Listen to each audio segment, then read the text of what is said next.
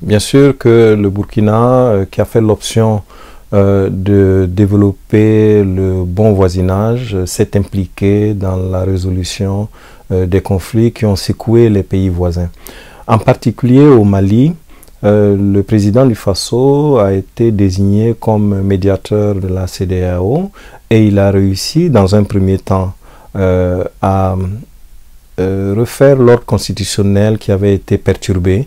Les dirigeants de la junte ont accepté de remettre le pouvoir à l'autorité civile et un processus d'élection a été entrepris et qui aboutit bien sûr à la tenue des élections, nous l'espérons bien, le 28 juillet.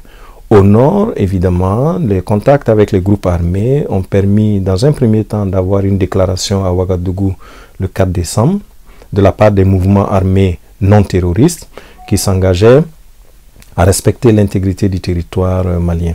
Et plus récemment, le 18 juin à Ouagadougou, ces mouvements armés ont signé avec le gouvernement de transition un accord préliminaire de paix qui prévoit la cessation des hostilités, le désarmement, le redéploiement de l'administration malienne sur toute l'étendue du territoire.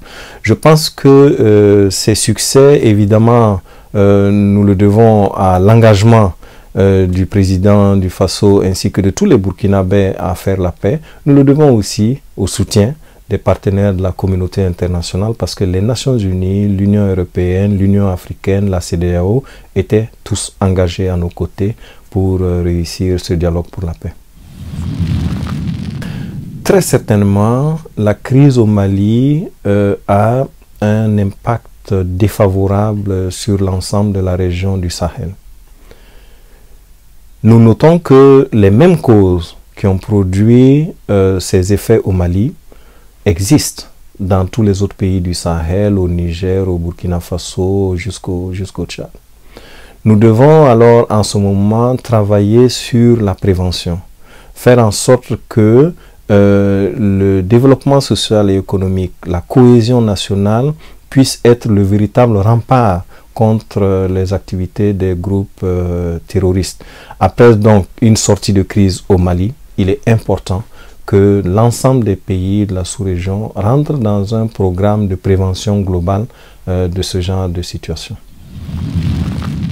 La date du 28 juillet a été arrêtée par le gouvernement de transition du Mali, approuvée par la communauté internationale et soutenue par la classe politique malienne.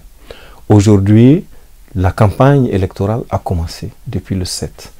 Bien sûr, il aurait été préférable que ces élections se tiennent en dehors de la saison des pluies et que ces élections se tiennent après le mois de Ramadan.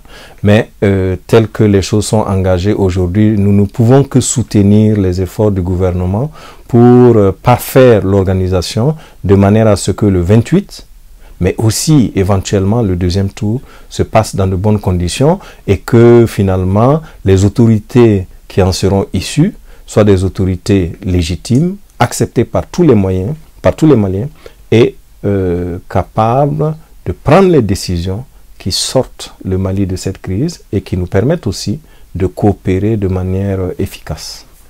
Thank you for watching this week's edition of Africa Up Close.